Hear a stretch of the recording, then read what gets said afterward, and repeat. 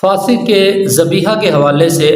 ایک یہ مسئلہ پوچھا گیا ہے کہ اگر کوئی فاسق بندہ قربانی کا جانور ذبح کرے تو اس میں کیا شرعی حکم ہے؟ قربانی ہوگی یا نہیں ہوگی؟ جانور حلال ہوگا یا نہیں ہوگا؟ تو دیکھیں، شرعی مسئلہ یہ ہے کہ جانور ذبح کرنے کے لیے قربانی کا جانور ہو یا قربانی کے علاوہ جو جانور ہم ذبح کر کے کھاتے ہیں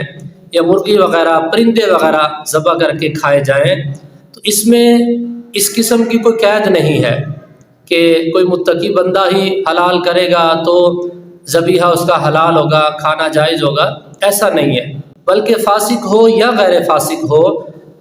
جو صحیح طریقے سے ذبح کرنا جانتا ہو، شرعی طریقے پر وہ ذبح کر لیتا ہو، تو اس کا ذبیحہ بالکل جائز ہے، آپ کھا سکتے ہیں۔ اب بہتر یہ ہے کہ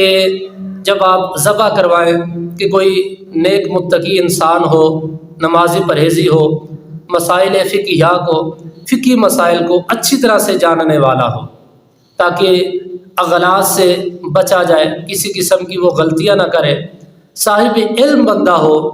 جاننے والا ہو، وہ ذبح کرے تو یہ زیادہ بہتر ہے۔ لیکن رہا مسئلہ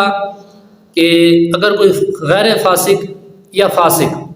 ان دونوں میں سے کوئی بھی ذبح کرے تو ذبیحہ اس کا حلال ہے۔ اس میں یہ شرط نہیں ہے کہ اگر کوئی فاسق بندہ، فاسق سے مراد یہ ہے کہ جو بظاہر نماز نہیں پڑھتا، بظاہر اس کا چہرہ سنت رسول اللہ صلی اللہ تعالیٰ علیہ وآلہ وسلم کے مطابق نہیں ہے، بظاہر وہ نیک اعمال نہیں کرتا، برائیوں میں، دیگر برے اعمال میں اپنی زندگی بسر کر رہا ہے، تو اس کے ذبیحہ میں کوئی کسی قسم کا حرج نہیں ہوگا۔ اگر وہ شرعی طریقے پر ذبح کرنا جانتا ہے تو اس کا ذبیحہ